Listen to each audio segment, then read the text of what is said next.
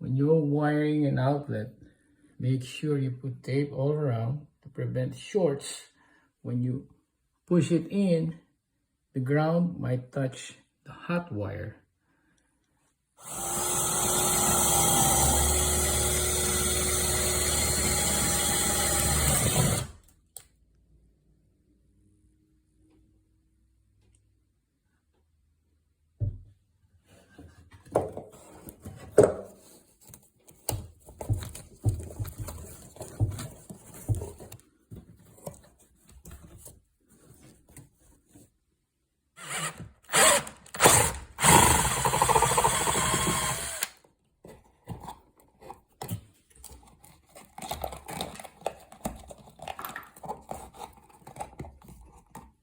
Make sure power is off.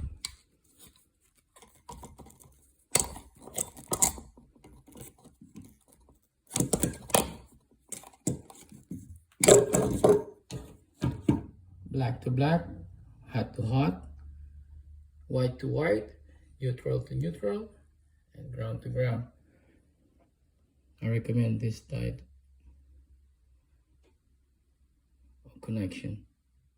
Use some electrical tape. Tuck them in.